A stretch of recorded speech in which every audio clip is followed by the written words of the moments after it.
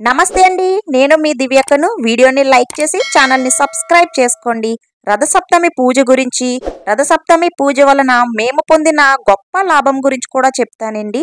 వీడియోని పూర్తిగా చూడండి.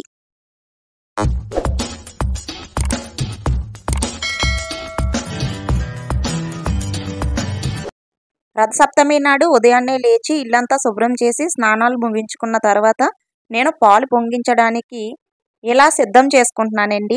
రథసప్తమి అంటే మనకు గుర్తొచ్చేది చిక్కుడు రథం అండి. 7 చిక్కుడు కాయలతోని రథాన్ని తయారు చేసి ఆ సూర్య భగవానుడిని పటమో లేకపోతే ప్రతిమో పెట్టి పూజించుకుంటారండి. 7 జిల్లేడాకుల్లోని ఇలాగ గంధం పసుపు బొట్లు పెట్టి మధ్యలోని ఎర్రటి కుంకుమతో సూర్య భగవానుడిని మన దగ్గర ఉన్నారు, మన ప్రత్యక్ష దైవం మనకి దగ్గరగా ఉన్నారు అని చెప్పేసేసి అనుకుని ఇలా పూజ ప్రారంభించుకోవాలండి. ఈ సంవత్సరం రథసప్తమి ఫిబ్రవరి 16న వచ్చిందండి. అందరూ కూడా జరుపుకోవాలని కోరుకుంటున్నాను నేను మనస్ఫూర్తిగా. ఇక నేను బయట రథం ముగ్గు వేసి పీట వేసుకుని సూర్య భగవానుడి ఫోటో పెట్టుకుని ఇలా అలంకరణ చేసుకున్నానండి. నేను కిందటి సంవత్సరం చేసుకున్న పూజని పెడుతున్నానండి. ఈ పూజ వల్ల అయితే నిజంగా మాకు చాలా మంచి జరిగిందండి. అంటారు కదా, రథసప్తమి పూజ చేసుకుంటే ఆయురారోగ్యాలు ఉంటాయి, ఆ సూర్య భగవానుడు ఆశీస్సులు ఉంటాయని. అది మా విషయంలో జరిగిందండి. ఎందుకంటే లాస్ట్ ఇయర్ ఇది అయిపోయిన తర్వాత పూజ ఇవన్నీ అయిపోయిన తర్వాత కొన్ని రోజులకి మా ఇంట్లో ఆరోగ్య సమస్యలు తలెత్తాయండి. ఏంటి స్వామి అనుకుని బాధపడుతున్న టైంలోనే మాకు ఎంతో ఖర్చు అవుతుంది అనుకున్న టైంలోనే అసలు నిజంగా చాలా తక్కువ ఖర్చుతో మా ఆరోగ్యాలన్నీ కూడా నయమయ్యాయండి. అది నిజంగా చెప్తున్నానండి. ఆ సూర్య భగవానుడు ఆశీస్సులు మన మీద ఉండడం వల్లే అని నేను ఇప్పటికీ కూడా నమ్ముతాను. సూర్యకిరణాలు పడే చోట పొయ్యిని ఏర్పాటు చేసుకుని ఆవు పేడ పిడకలతోని పొయ్యి వెలిగించుకోవాలండి. ఆవు పాలతోని పరవన్నం వండాలి. ఇదిగోండి, చూసారా ఎంత చక్కగా సూర్యకిరణాలు పడుతున్నాయో. పాలు ఇలా పొంగడం చూసి చాలా సంతోషం అనిపించింది ఆ రోజు. స్వామి అనేసేసి ఇంక అక్కడే అలా నమస్కారం చేసుకుంటూ ఉండిపోయామండి చాలాసేపు. తర్వాత పరవన్నం వండి స్వామివారికి నైవేద్యం కింద అర్పించాలి కదండి. ఇక పరవన్నం వండామండి. ఇంకొకటి ఏంటంటే, పరవన్నం వండేటప్పుడు ఈ గిన్నెలోని గరిటె పెట్టకూడదండి.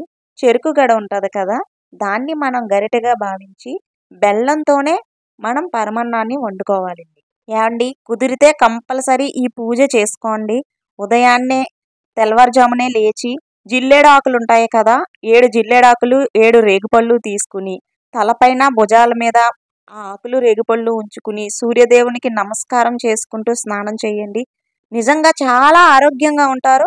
ఆ ఆరోగ్యాన్ని ఆ సూర్య భగవానుడు మనకి ఇస్తాడండి ఖచ్చితంగా. ఇది మాత్రం నిజంగా నేను చెప్తున్నాను. ఇలా పరవన్నం వండి ఇక్కడే నేను తమలపాకులు దానిపైన చిక్కుడాకులు వేసానండి.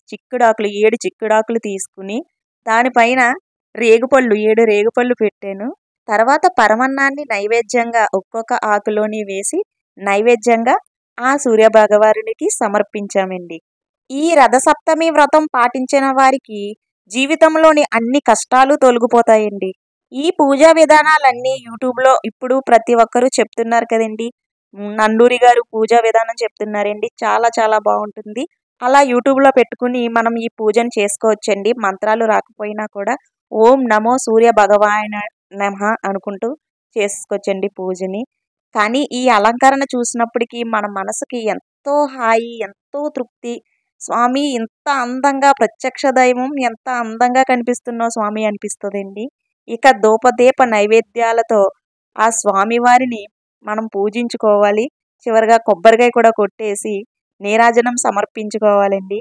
తర్వాత ఆ సూర్య భగవానుడికి అర్ఘ్యం సమర్పించి ఇక వండిన ప్రసాదం ఉంది కదండి, పరమాన్నాన్ని ఇంటిల్లపాది స్వీకరించాలి. ఆ తర్వాత మనం అందరికీ పంచిపెట్టుకోవాలండి. ఆ సూర్య భగవానుడు మనందరికీ, మీకు మాకు అందరికీ కూడా ఆయన ఆశీస్సులు ఉండాలండి. ఈ సంవత్సరం ప్రతి ఒక్కరు కుదిరిన ప్రతి ఒక్కరూ ఈ పూజ చేసుకోవాలని నేను మనస్ఫూర్తిగా కోరుకుంటున్నానండి. మరో మంచి వీడియోతో మళ్ళీ కలుద్దాం. Love you all.